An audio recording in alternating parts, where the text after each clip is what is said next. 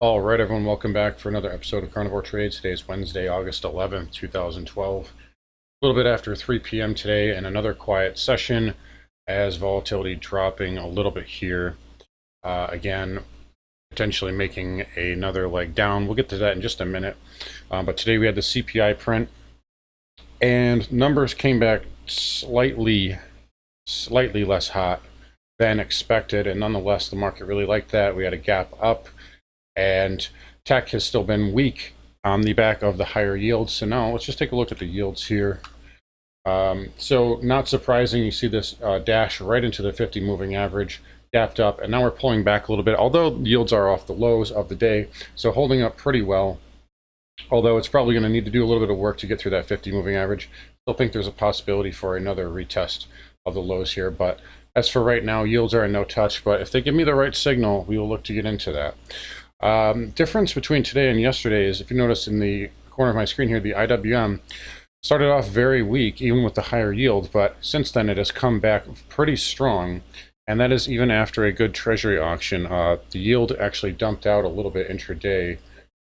We can see that right there. So we dumped out pretty significantly after the auction, or during the auction, and now the IWM's really come back, kind of trading up with the yields here.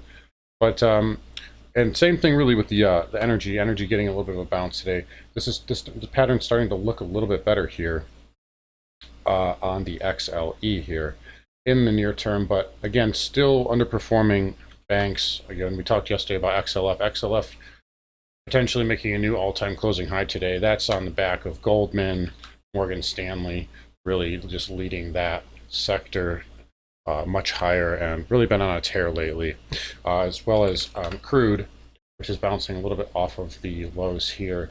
So again, crude holding up, never really made a lower low here. So in the near term, it can hold up a little bit longer, but it does appear that this $71 handle is going to be a little bit of resistance here. So just keep an eye on that for crude. As far as precious metals, gold getting a little bit of a lift today. Possibly some short covering, profit taking, and whatnot. But again, we talked about this level here, the 1765-ish handle. That's the area you'd want to look for a potential, at least some short-term bullishness. If we can get a close above that, that would be a little bit bullish near term. But ultimately, gold does look like it wants to go lower, so just keep that in mind. Silver, on the other hand, still holding up well. It has still held these pivots. You never made a lower low here.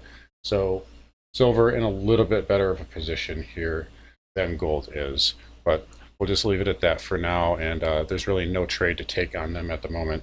Let's look over at the dollar here. So we talked about this pivot on the dollar index. We've been talking about this since Monday, really.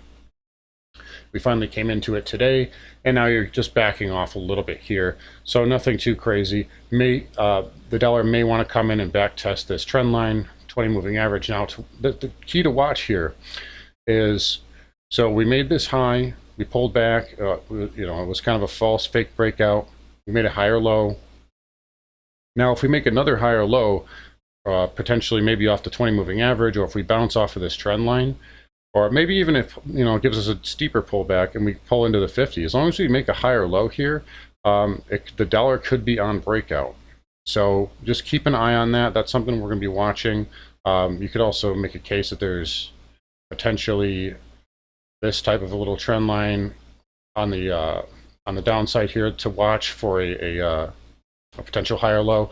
But so just keep that in mind. It's something we're going to watch going forward here. But yeah, dollar just backing off that area.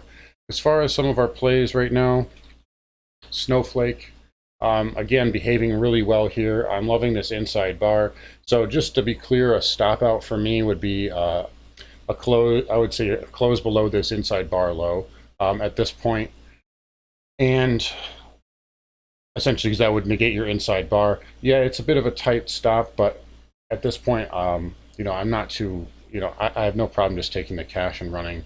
But again, Snowflake backing off the lows, so it's still giving us bullish signals and bullish signs here, and they should get going again. It looks like it's trying to consolidate for another move, possibly up to that 305 handle. So that's looking very good. Zoom, we're not in this anymore, but it turned out I posted this on Twitter earlier. It turned out that my exit here was really good. I got out on a pierce of this trend line for 14%, and now it's threatening to break down here. Now on the weekly time frame, this is still decent. So this is still holding up really well. If it makes a higher low here, this pattern's really nothing wrong with it. But on the daily, you're taking a little bit of a hit here. So unless it gets a little bit of a bid off the lows, this is a little bit sloppier of a pattern. And you closed below this wide range green candle yesterday, which suggests some short-term weakness. So just a little update on there, but that one's still looking okay. Also another one, Peloton. So we haven't gotten into this yet, but it was looking really strong on Monday, like it was going to reverse and possibly break higher, but the patience has paid off. We're going to wait for a weekly buy signal, so we'll wait till Friday to see what this does to get into anything on here. But yeah, Peloton still holding up, still love the pattern, love the weekly, so this is one we can look to get into. And then Sundial, which we picked up today. So again, this is just an earnings play. We'll be out of this by the close tomorrow, regardless of what happens. But I do like that it's off the lows. If you look at the intraday here, had a nice flush in the morning, then we got a reversal, little bullish inside bar, then a pop, and then a secondary pop. So we're nicely off the lows there. Currently on Sundial, slightly in the money on this trade. But we're really just looking for a one-day pop, short covering rally into earnings. But yeah, we'll see if we can capture that like we did with Canopy last week.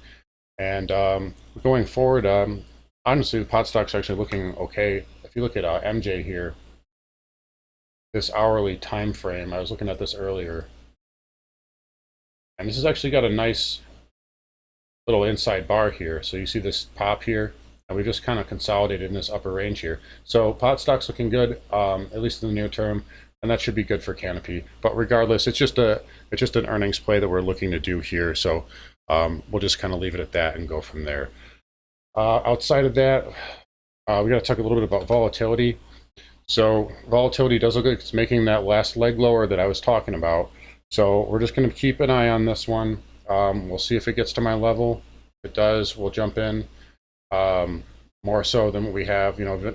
Some of you guys have been accumulating it with me, but we're kind of slowly accumulating. We're not trying to go crazy here. But if it gets to my level, I will accumulate a little bit more aggressively. And that the volatility short-term, the volatility taking a hit short-term shouldn't be a surprise. We are in August. It may be like this for a few weeks where we just have 30 million, 40 million traded on the SPY. I mean, that's why I titled the video last Friday Summer Doldrums, because we're in the dog days of summer, and this is kind of what happens. Unless we get major geopolitical news, the market's probably just going to hold up until probably closer to Jackson Hole, maybe even in the early to mid-September. So just bear that in mind, and that's why I've been doing these videos a little bit earlier in the day, because there's just not a lot of action. And you don't want to overtrade this market. I've been saying that for a while now. You don't want to overtrade these dull markets, because when there's no institutional participation, that means it's a lot more likely that you're seeing something that's really not there, is what I'm trying to say. So unless there's institutional money and high volume pushing the market, these setups you have to kind of take with a grain of salt and really look for only the best setups that you can get out there. But with that said, I'll let you guys go. You guys take care, and as always, if anything changes, I will be the first to let you know. But you guys take care and have a great rest of your day. All right. See you.